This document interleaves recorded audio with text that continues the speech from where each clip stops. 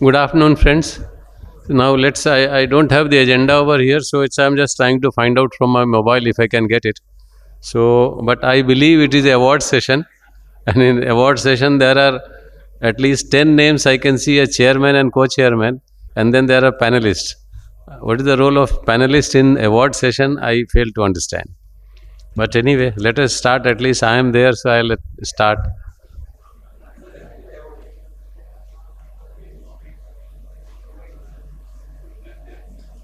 So the first speaker is Dr.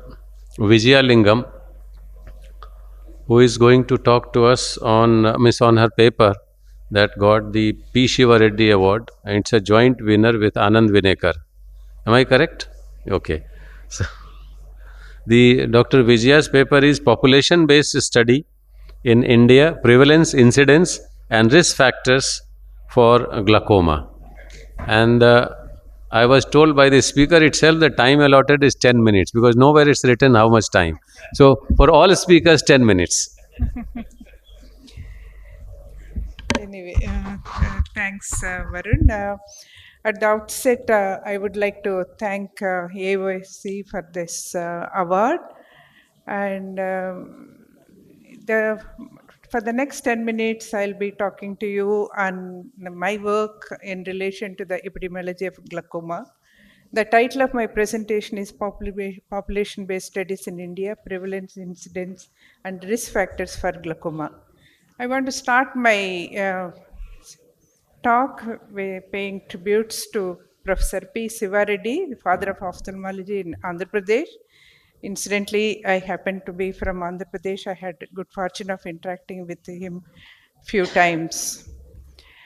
If you look at the global prevalence of glaucoma, Tham et al. Have provided projections, and according to his projections, which is based upon the population-based studies, it is around 12 million people, 112 million people by 2040. If you look at the distribution of these glaucoma patients in the world, majority of them are likely to be in Asia. That's mainly because China and India will contribute to the maximum number of glaucoma patients worldwide. And when you look at the burden of the glaucoma, the undiagnosed glaucoma in population happens to be 50% in developed countries, more than 90% in developing countries. Major challenge is a combination of underdiagnosis, increase in number of people. The questions we have is how to improve detection and how to treat detected cases. How can you get answers for this? We get answers for this by doing good population-based studies. In India, we do have good number of population-based studies from the south and also east, and there is one from the central India. Unfortunately, there is not much information from the north and the west. And most of these studies have used the ISGO classification for the diagnosis of glaucoma, where up-to-date change is mandatory for the diagnosis of glaucoma. Some of the things I like to highlight is that in relation to primary open-angle glaucoma, urban population has higher prevalence of POG than the rural, and pseudoexfoliation is more in the rural population. And normal IOP on presentation was commonly seen in all the studies, and that explains the poor detection rates. More than 90% were not aware of the disease. That emphasizes the optic disc examination is mandatory for the diagnosis of glaucoma. What are the risk factors? Age and increasing IOP were the constant risk factors in all the studies. And the age group that gets often affected is above 60 years of age. Coming to the angle closure disease, we have done projections for the angle closure disease for 2020 based upon the population-based studies from India. There are likely to be 21 million with PSES, and PSE is around 4 million and PSEG is around 2.5 million. Again, more than 90% were not aware of the disease in the population-based studies, and 40% of the PSEG were misdiagnosed as POAG in the past. That indicates the gonioscopic examination is not properly applied, and they are asymptomatic and silent. Risk factors, increasing age and female gender was constant risk factors in all the studies. Moving on to the incidence studies, there are not much information. We have a 6-year incidence from our Chennai study, and Andhra Pradesh eye disease study has 15 years incidence. Most of my presentation is relation to the Chennai eye disease incidence study. And we found a ocular hypertension incidence to be around 2%, and incidence was higher in the rural cohort as compared with the urban cohort. Again, higher baseline intraocular pressure was a predictive factor for the incidence of ocular hypertension. The 6-year incidence of PVG, these were all normal to start with. And at the end of 6 years, the PVG incidence was 2.9%, and the risk factors were again increasing age and the urban residents. So IOP, higher IOP at the baseline, a larger vertical cup disc ratio, a longer axial length wave myopia were found to be the risk factors.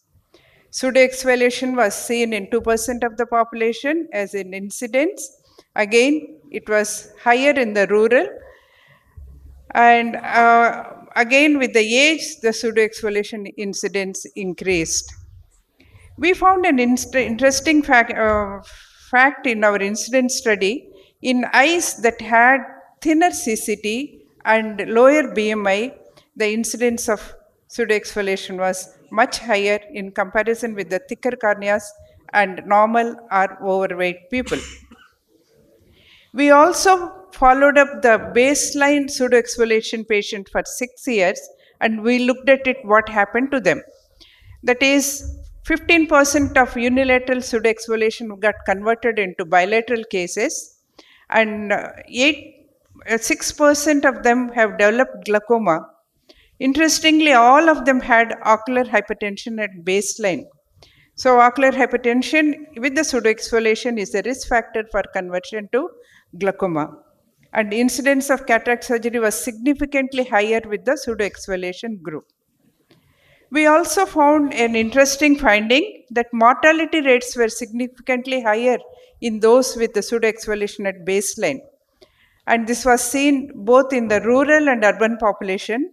Even after adjusting for the age and gender, the difference between the mortality rates between the pseudoexfoliation without pseudoexfoliation was significantly different, suggesting people with pseudoexfoliation at a higher risk to die rather than without the pseudoexfoliation. Coming on to the incidence of angle closure, it was all forms of angle closure. The incidence was around 4% in 6 years' time. Interestingly, we found with the increase in the cataract surgery rate, all 3 types of the incidence angle closure has decreased, saying that a cataract surgery probably had a beneficial effect on these individuals. What are the risk factors? Higher intraocular pressure, hyperopia, biometric parameters, especially the shorter axial length, shallower antechamber, increased lens thickness, and anteriorly positioned lens were found to be a predictive risk factor for incident angle closure disease. So we further looked at it by trying to make a cutoff point. When the axial length was less than 21 millimeters, the predictive 6-year incidence was around 18.5%. With the AC depth less than 2.5 millimeters, the predictive incidence was 14.2. When the lens thickness increased beyond 5.5, the predictive incidence was around 10.1. So biometric parameters were predictive risk factors for our primary angle closure disease. So in conclusion, I would like to say there is in India, there is substantial primary open angle glaucoma, primary angle closure glaucoma with additional pseudoexfoliation and secondary glaucomas. Like any other developing country, the detection rates of glaucoma is very low.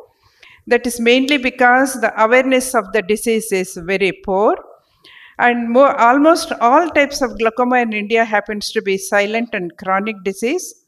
and increasing age is a risk factor.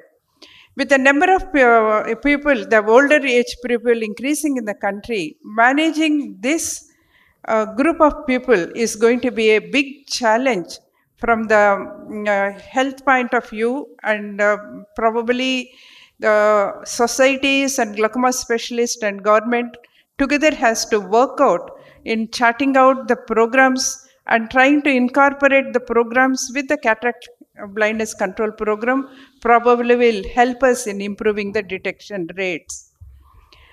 I'd like to thank the initial Chennai glaucoma study. You can see most of the people were very young here, that Ronnie, like a schoolboy here, young Ronnie here. And later we moved on to the incident study. This is Mr. Narayanan, who is chair of the Chennai Wellington Foundation. They're the people who have given us the financial support, and he was the backbone for our entire 10-year project. I want to specially thank Dr. H.N. Madhavan, who was Director of Research at that time, who has given the opportunity to do the study. Of course, my mentor, Dr. S.S. Badrinath, who was the strong force behind this entire project. So I'm ever grateful to the entire team. I can't mention every one of them. I also like to thank the support I got it from my family at all times. That's my daughter, my husband, my parents, and my parents-in-law. So without the support from them, I would not have done this project. And thank you very much for your patient hearing. Thank you. Yeah, thank you. Thank you, Dr. Vijaya. And congratulations to you for winning this award, P. Shiva Reddy. And the joint winner, the next presenter is going to be Dr. Anand Vinekar, who is a joint winner of P. Shiva Reddy Award. The Kid RO, the topic is Kid ROP. Larissa. At the outset, I'd like to thank AIOC and AIOS for this honor. It's such an honor and privilege to share the award with a legend and to present before my teachers from whom I've learned everything. I'm going to talk about the KidRaw program, which now runs in its 16th year. It was a telemedicine program. We have the distinction of doing free screening and free treatment for all babies born in government hospitals throughout the state of Karnataka. But it started small. This slide has not changed for the past 15 years. It's a model where we train technicians to go inside the rural ICUs, screen these babies using wide field imaging, upload these images on a telemedicine platform, which are read by a hub and spoke model of ROP specialists. This started off with the technology that you're seeing there, the very first iPhone, a very large red cam, and so on. What has changed is technology, the way we've used it, and that is the progress. It started off as 3 hospitals. Today we cover 144 NICUs. We've almost crossed 2.5 lakh babies, and close to 4,000 babies have been treated. This is the change in technology. We now use an Indian camera. We have trained now technicians not only to report, but also to integrate with artificial intelligence machines. The program started off first with a 2010 national guidelines, and there was a significant amount of confusion on which babies should be screened. India at that point did not have a national guidelines. The KidRaw model was recognized by Government of India's Ministry of External Affairs and Harvard Business School, which said that this is a reverse innovation model which can be used by the West. Subsequently, business schools have studied the model, Indian Institute of Management, Ahmedabad and Bangalore. And in 2009, this was the first time a healthcare app went onto the Apple phone, which was at that time the first touch phone. The business model had to be published first before we actually published the scientific model. And I remember my mentor, Dr. Dogra, telling me, unless you publish it, no one's going to believe it. So it took us 7 years of validation before which we decided that this is a public-private partnership.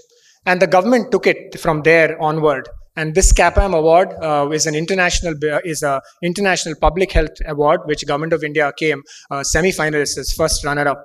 And then subsequently that year, we won the Public-Private Partnership of the Year in 2012. So that's about 11 years back. The work in KidRaw, because it has been outreach and multi-center, has shaped the guidelines, the national guidelines. What we had shown was how we can improve follow-up in rural care, how we can reduce the incidence from 80% to 30% just by monitoring and informing neonatologists how to maintain it better. We also showed that you don't have to wait for 3 to 4 weeks. You can do the first screening before discharge, and how to improve the follow-up even after these babies leave your rural center. This was finally the first publication that made it to an ophthalmic journal, an IGO. It now has more than 200 citations. But subsequently, the model has been tuned and retuned. In 2014, the American model tried to emulate ours. They have a 2-week turnaround time where the images go back. But we, because necessity is the mother of invention, we have to tell the mother when to come back, and our turnaround time is a few minutes, at best 15 to 20 minutes before she leaves the rural center. Paper after that has refined the models, which has finally made it to the RBSK national guidelines in 2015, a group constituted under the leadership of Professor Azad and Government of India. And then finally came the operational guidelines in 2018. India is the first country to allow wide field imaging as a proper screening methodology, and we are very proud of this. And this has subsequently been emulated by several of our neighboring countries and other Eastern European and Latin American countries as well. But we went one step further in terms of universal screening. If a picture could take ROP, why not something else? And that's when we found that so many other conditions can be picked up as well. This was the universal screening paper in 2012, 1,000 babies, which was mirrored by the neonatology circles in 2013. And then, and finally, in 2015, 2016, the government spoke about universal screening guidelines, which came under the RBSK guidelines of 2016 and 17. We were assessed. We opened ourselves to an open book kind of evaluation. The first one was by the UNDP. They came and visited us, traveled with us, looked at all our books, and this was then named as a good practice for middle-income countries. We were then evaluated by the Australian government under the CDC guidelines, and this I quote from their report. It says that if you go back to indirect ophthalmoscopy and you're not imaging, you might be opening the Pandora's box of medical legal litigation. So finally, okay, so it was a great model, but then how to expand? And the cost was the limitation. We then worked with local industry to come out with an Indian camera. By then, Government of India had floated the Make in India scheme. And under this, with help from IIT Madras, we came out with Forus, which is the Bangalore-based company. We came out with India's first wide-field imaging camera. Today, it has apparently more than 150 installations, 150 countries with an FDA and CE approval as well. We published it, comparing it with the RedCam, and subsequently Government of India awarded the company, IIT and us as partners, the Innovator of the Year in 2018. This is the newest model of the NEO. I have no financial interest, our institute has none, but we tested now the angiography module of the new wide field HD. This is in the NICU, it's good, it's got work in progress, it's not yet been published, but we're writing up the manuscript. And with the help of Dr. Bende, we looked at all other innovations that we can bring into the rural areas. Then finally they said, okay, now you have a low-cost camera. Can we train pediatricians or neonatologists or nurses to take these images? So that was the next plan. And we started working with Kerala government, Madhya Pradesh government, and our own government in Karnataka. A pilot project showed that nurses can be very well trained to do these imaging. And much before COVID, we had kind of got an online training platform. This platform came very useful during the pandemic, where a few days were spent in our center. The rest of the training happened with these technicians in the NICU itself. Two of us from India have represented the country in the ICROP3 guidelines, and this, for the first time, looked at our type of disease, that is the aggressive ROP. So no longer is it called now aggressive posterior ROP, and some of these images are contributed from the KidROP image group, where we see disease that looks innocuous because the blood vessels seem to be going to the periphery, but they are very sinister, especially when you do an angiogram. Telemedicine becoming part of the Yanov textbook, probably I wouldn't have thought of when I was studying Yanov, but I'm so glad that they picked it up as one of those things. We've tried to look at research also, and all our research is funded by our own program. We've not got grants to do our research. And whether it was serendipitously picking up what we then called macular edema of prematurity, which has then been shown in other ethnic groups, or the first study to do OCT angiography in a baby and in a group of babies, where we found that they can be 6'9" or better, but they have angiographic or OCT angiographic changes that don't make them normal. And what long-term impact that will have is something we need to see. And of course, contrast. In these babies so tiny undergoing ROP screening, we are now able to test contrast and then predict whether low contrast also means low vision at the end of 6 or 9 months. And finally, the most exciting work that we're doing in basic science at NN in Bangalore is the tear fluid. You've seen my colleagues present it in anterior segment, and we've done a small pilot. We've published the first paper in IOVS, and the prospective is also being written up. I never believed that babies who are just a few weeks old could even produce tears, but here it is 20 millimeters in height, and all of it is being analyzed for different annelids. And we are now able to predict, based on what we are picking up in the first screening, which baby will get the disease or not. And we think we'll be able to fine-tune it to decide whether they will require treatment or not. And that, as you can imagine, might be a paradigm shift. You might be able to tell the mother when to come back, if at all, if the risk is higher. And of course, we were not going to be left behind in the AI bandwagon. We started off by looking at poor quality images to see how we could enhance it, then started doing the slightly more deeper segmentation to look at plus and pre-plus. And finally, with independent work that has been done by a whole lot of biomedical engineers across the country, we have finally picked up some of these models and integrating, and are in the process of integrating it with our telemedicine project. This, for example, is a standalone project done by a lady in Chennai who defended a PhD on this. And she just looked at these images, and her algorithm is able to pick up from a RETCAM image or a NEO image, whether it is stage 2 or stage 3. As more and more low-cost cameras come into the market, AI probably will be the way to triage this forward. And its sensitivity and its accuracy is in the early 90s. It's good, but it's not amazing, and there's work to be done. This subsequently was awarded the Rangachari and the Innovator of the Year at our very own AIOS.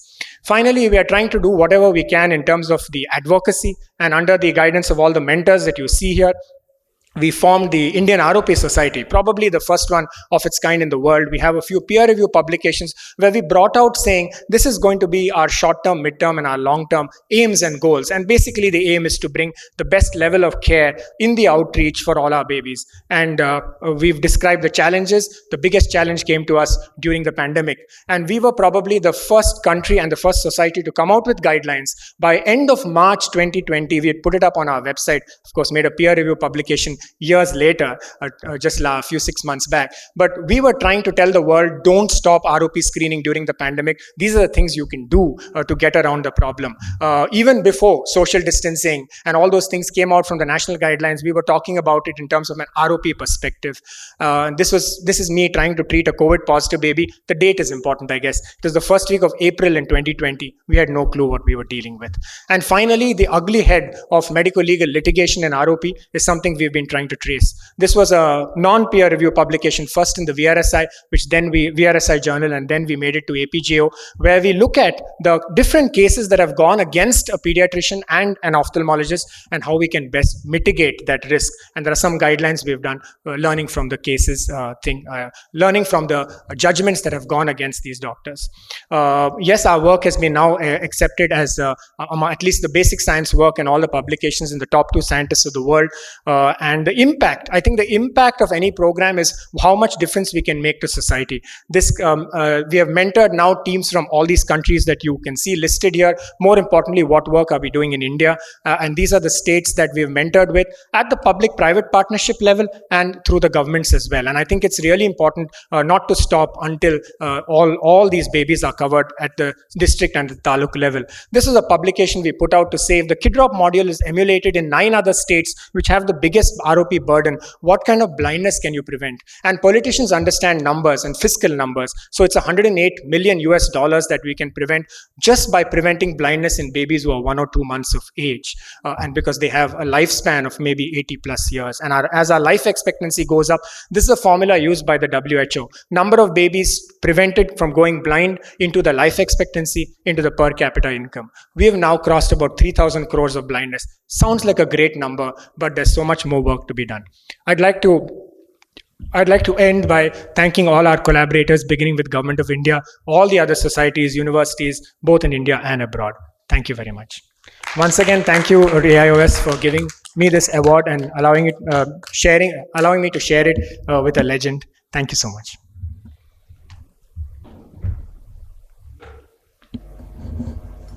Thank you, Dr. Anand. And roughly, really, these kind of work gives you satisfaction with that kind of impact in the population, especially in the kids who has got so much long years to live. So that's great job done, and it's really, I'm sure you must be very satisfied man just by doing this work. Leave aside the other work that we are doing and you will be doing. So, all the best and congratulations. I would say only one line, Anand, that you have made India proud because being part of this newer classification and having international acclaim, the biggest contribution I think is this wild field low cost camera, because that opened the gateway for everything. Because like you said, nurses also can do it. That is the whole ball game, that even non-medical people, if they can do it, can help in the screening. And as Mangat has been shouting every time about that, you hate to see stage 5 ROP. You don't want. And I know Mangat keeps telling that, you see, abhi bhi itne load aata hai iska, and that is the biggest contribution I think of this low cost camera being developed, and its acceptance now world over. So congratulations and all the best. So now I think time is for Dr. Harsha Bhattacharya, winner of P. Avasthi Award, ASP Avasthi Award. And we all know Harsha in the East is doing great service in the field of community ophthalmology. And for this distinctive work only, I think Aios has chosen him as the worthy for P. Avasthi Award. Dr. Harsha, please. Thank you very much. Good afternoon to all.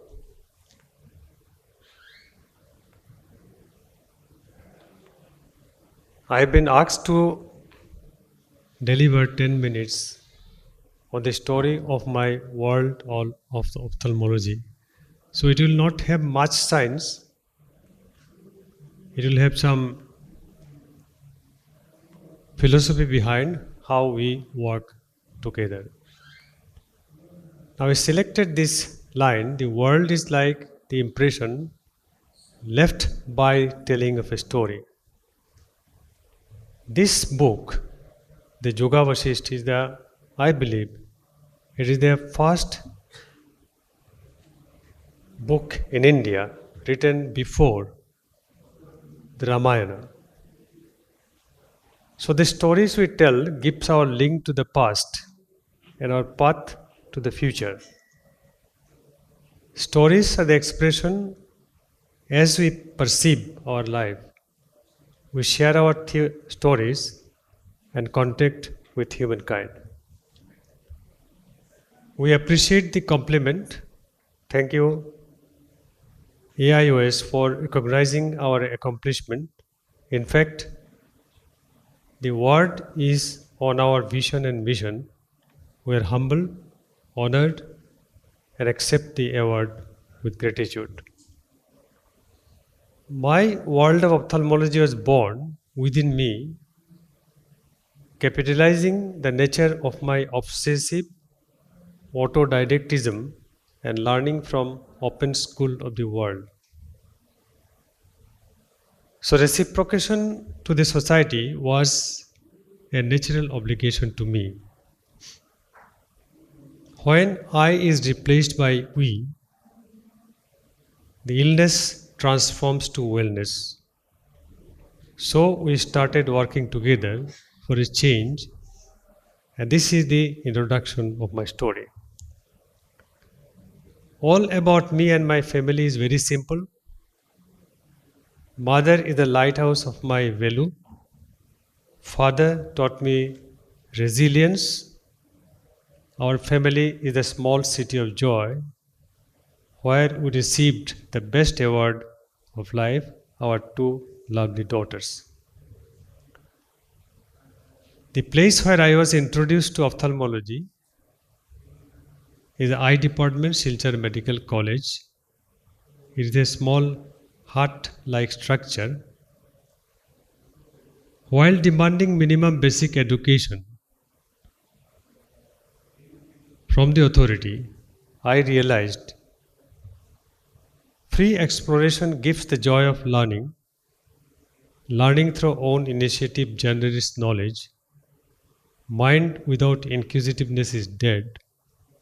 Learn, unlearn, relearn is the best attitude for gaining wisdom and move forward, and mastery over the challenges of the world give us confidence. So I had a life-changing lesson from the holy men.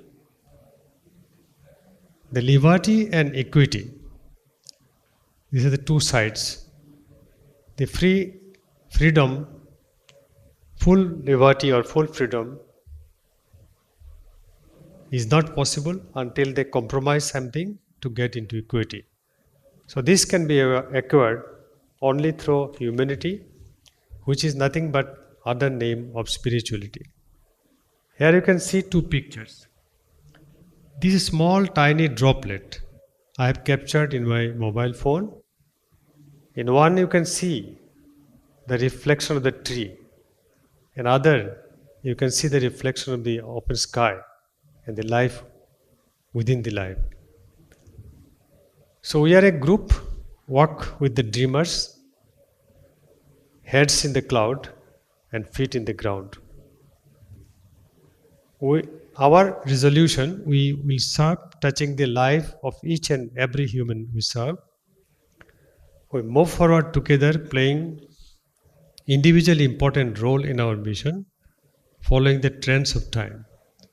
Community service will be in our heart, and our unique salient perspective will be equitable and sustainable clinical care, medical education, research and human capital building with excellence, in spite of prevailing extraordinary challenges in Northeast India. The components of our institution, we have three institutions: Institution of Ophthalmology, SSDN Center for Excellence Eye Institute, and Institution of Community Ophthalmology. So this is the milestone how we grow from 1994 to 2014, and thereafter we are also growing and we are transforming along with the time. Now we have focused for a sustainable development. You can see in a bottle of water, this is the water coming from our effluent treatment plant. It is a drinkable quality. I myself have drank. We have shifted towards the virtual learning for connecting with all the primary centers which are located in 12 different districts of Northeast India. We recycle our wastewater for different purposes. We generate our electricity. We believe green India or green world, and in all our primary eye care centers we have an agenda for tree plantation. We continue to take part in education, research, innovation and evidence-based precision technology. Here you can see a rosette, the third rosette ever been recorded in the literature. This is the innovation or innovative method of use of navigation in ophthalmic surgery. So far the milestone of community service is concerned, 1994 to 2014, our service was across the counter, reach out and reach in model. 2014 to 2018, we tried a model. This is known as hospital-based community eye health model. And 2019 to 2016, we have developed a integrated people-centered eye care. The vision document of the project has been released by the governor. Now, what is this integrated people-centered eye care model? It is as per line of recommendation of the World Health Organization, engagement of people and communities, model of care towards primary eye care and its integration with primary health care, coordination of health and other vertical services, enabling environment, where SSDN Primary Eye Care Center and accredited social eye care activists, which we call ASICA workers, will play vital game-changing role. At this moment, 220 villages out of 1704 villages are sustainably free from avoidable blindness. What people say about us, people are thinking that we are transforming eye care in the Northeast India. Our total patient, 45.2% get free of cost treatment, so it is accessible to all. And cost to community service is till today it is more than 38 crores, and 2,304 hours of voluntary service is given by our workers.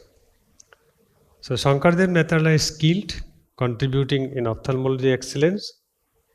My greetings to the team of it is the feeling of APJ Abdul Kalam, which he has written which is written in our book while he was visiting our institution and inaugurating the pediatric ophthalmology. The Prime Minister of India has declared our institution as a center of excellence while his visit and evaluated by our PMO. The Prime Minister's office evaluated, and the only one point they considered the impact of the service of the institution.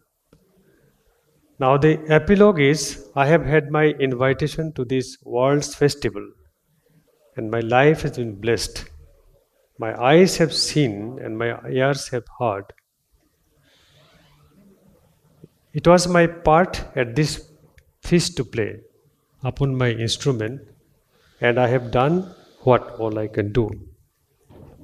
The story I told is the dominant narration only, but in real life, opinion of the society is what drives us forward. We manage people and people participate. We manage and people participate. Our aspiration, but I too make things that may one day be better version of me. And salute to P. Avasti, the great shining North Star in the history of All India Ophthalmic Society. With this I conclude. Thank you all.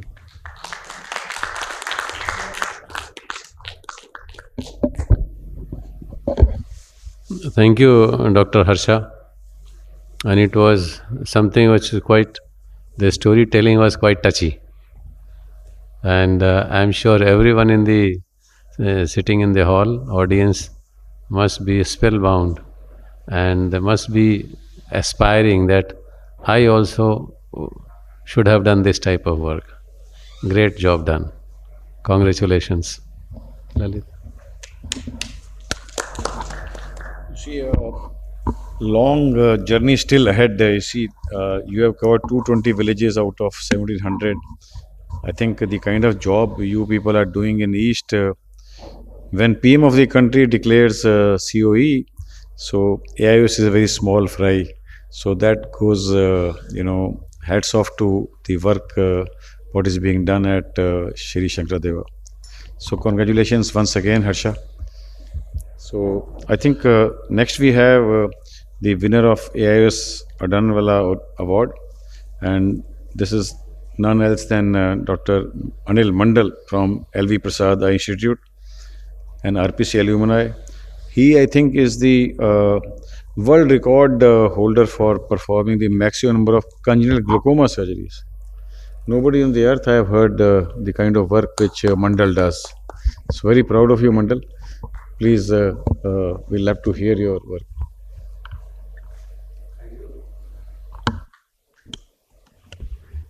Dignitaries in the dais, friends, ladies and gentlemen. It gives me great pleasure to be here with you this afternoon. It's not moving.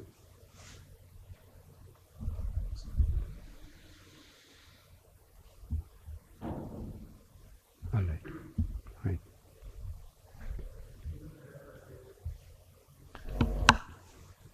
Now, this slide tells about the award which was instituted in actually 1930 in the first meeting of AIOS in the city of Mumbai, where Mr. Adunola donated significant money, and with that the first award of the AIOS was established. But the award was first given in the year 1949. I have seen that with this list, my name is added. I am grateful. And while most grateful, I am deeply humbled by the privilege and the opportunity to present this lecture and thus to try to contribute to this unique format for the exchange of scientific information, specifically as it relates to the subject, the congenital glaucoma. The write-up I submitted to AIOS is here, Impact, and it was dedicated to my mentor, Professor Sood and Mrs. Sood. The influence of my professional activity and compassionate therapy on children with glaucoma. While reflecting on my journey over the last 30 years, I would like to give a multidimensional perspective and the impact of our work. One of the fundamental duties and responsibilities for any institution anywhere in the world is to create new knowledge, practice it, and disseminate it for wider perspective. With this in mind, I titled my presentation as Inspire. Inspire the patient and the caregivers and inspire the next generation of professionals. It's an acronym, Institute's Performance and Impact on Research and Education for Primary Congenital Glaucoma. Over the next few minutes, I would like to highlight on 10 different aspects where our institute have contributed in the management of primary congenital glaucoma. Over the last 33 years, where I am working for 33 years, we have developed an integrated approach for the management of congenital glaucoma, integrating patients' medical, surgical, genetic, and rehabilitation approach to give a holistic care for the children with glaucoma. The child you see here followed up for 17 years. We operated at the age of 3 months, and he is doing first year MBBS in Hyderabad. It's a surgical disease, and surgery should be performed at an early age as possible. If we see the changing trends in the management of surgery or the initial surgical treatment, we see it started with goniotomy, then trabeculotomy, then combined trabeculotomy, trabeculectomy, the technique which was practiced, I'll say conceptualized by Professor Sood, and later on the technology improved. Fiber optic microcatheter trabeculotomy was established in the year 2010. We recently, in the last year, published a concept where microcatheter assisted trabeculotomy was combined with trabeculectomy to give the best chance of good success in the most difficult stage of the disease. Coming to the combined trabeculotomy, trabeculectomy, we published and research on this aspect in different age groups of patients, and in the year 1999, for the first time, Baker-Shepard's textbook of glaucoma mentioned about this technique, combined trabeculotomy, trabeculectomy, and trabeculectomy with antimetabolite in the management of refractory congenital glaucoma. After about 10 years, all our publications were mentioned in the textbook, which I used to study and is still studying in my career. Combined trabeculotomy, trabeculectomy is practiced by very minor percentage of ophthalmologists all over the world. But this is the surgical technique which is probably most suitable technique for Indian patient population. Here is the publication, world's largest series on congenital glaucoma, primary congenital glaucoma managed by CTT.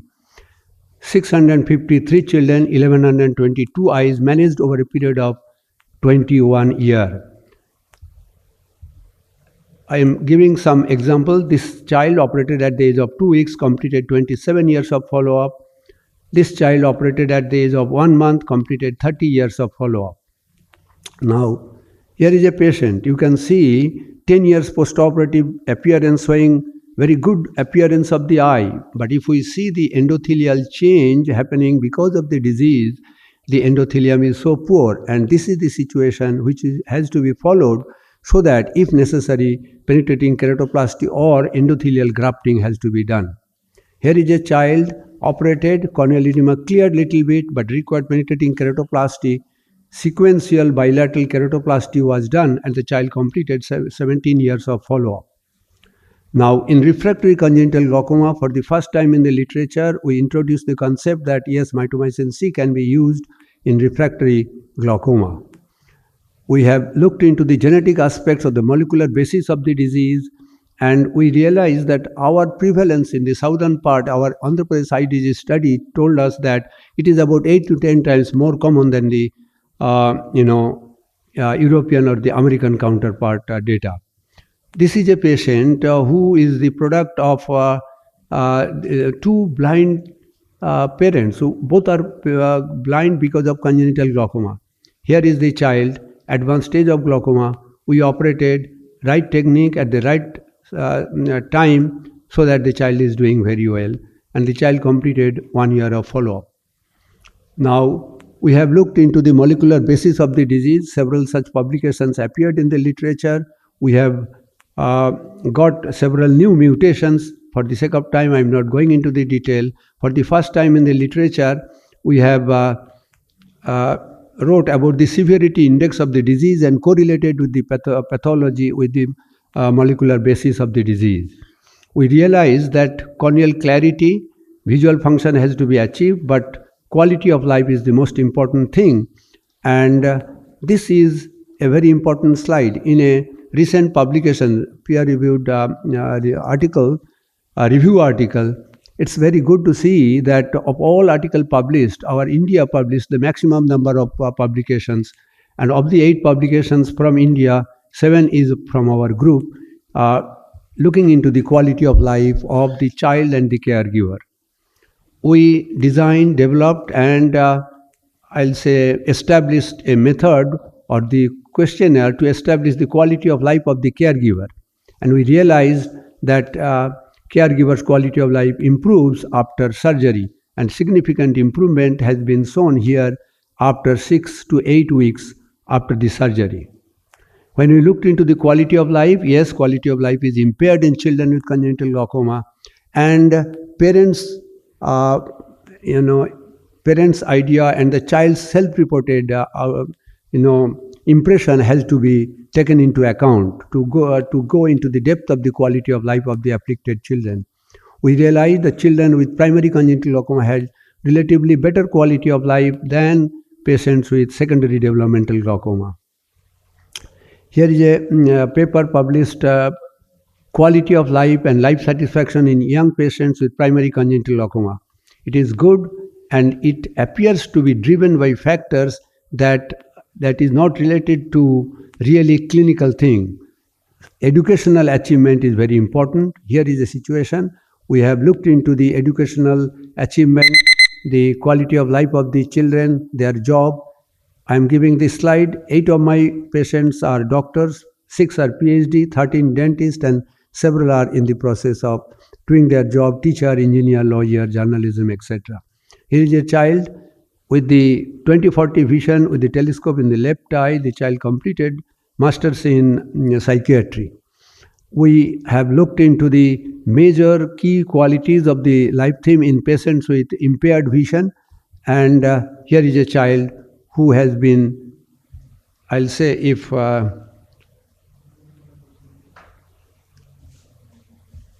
Hi everyone, can myself Rajesh from Hyderabad. I came to LV Prasad at the age of 5 to undergo treatment for glaucoma. Dr. Anil Kumar Mandal has taken care of me. He treated me from last 35 years. Today I'm 38.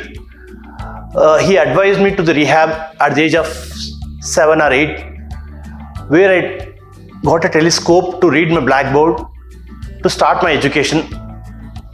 Prior to it, I was totally zero. With the help of telescope, I was able to complete my Masters of Computer Applications. Today, I'm a bank employee working at Bank of America as a database administrator. I'm married. I'm 38 years old. I have 2 kids.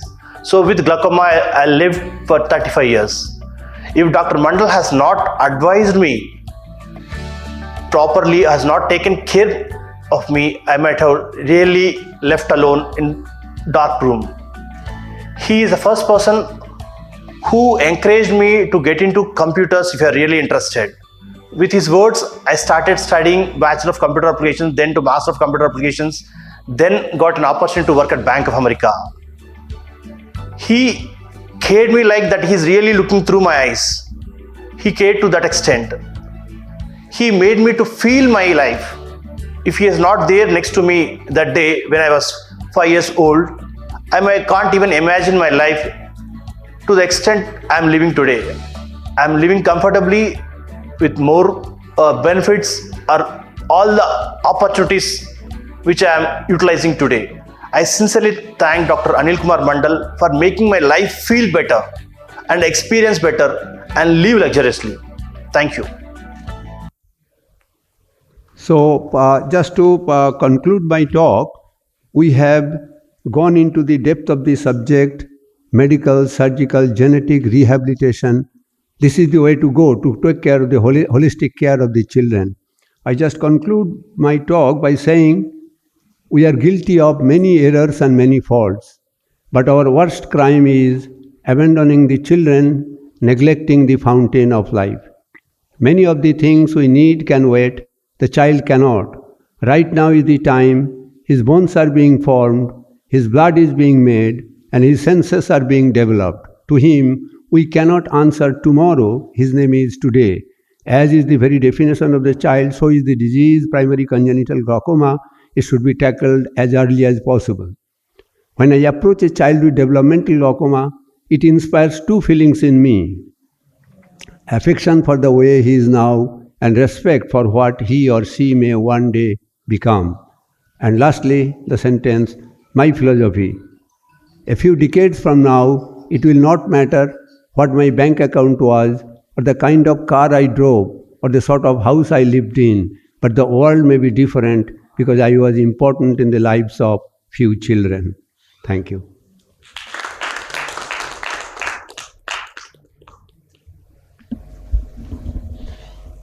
Great job done, and I am sure even each child, when you see them grow and with leading a normal life, would give a satisfaction unimaginable to us, and probably nothing else can give you that much satisfaction as seeing those patients when they are employed or they are living their own life. And as you said, that in children, it's not only childhood glaucoma, not only the control of pressure, but the quality of life, the vision, and rehabilitation. And the type of involvement that you have got with these patients, it's really commendable. And I wish that if it becomes infectious, probably then it will be something which you will be more satisfied that whatever torch that you are throwing to the world, light, probably it is others are also getting excited about that and catching it. Thank you. Congratulations. Actually, in the management, rehabilitation plays a major role, and you'll have to involve the parents. Parents are initially so frustrated, they just give up. It is our responsibility to motivate the parents to really contribute to the management of the child. Unless the parents are motivated, we cannot do anything. Thank you. You see, this session not only has been illuminating from the point of view of what great work has been done, but it has become very emotional also, because 30 years follow-up by Dada Mandal and Vinekar showing such marvelous work in kids who have to live for 70, 80 years. So that make me personally emotional. So Dada रुला दिया तुमने तो by the kind of work. No Mangat, the kind of work these people are doing is phenomenal, and believe me, AIOS is really proud of you, and I have no words to express my gratitude to all of you, and we at AIOS feel proud, and I think all of us made the right choice by choosing suitable people for these awards.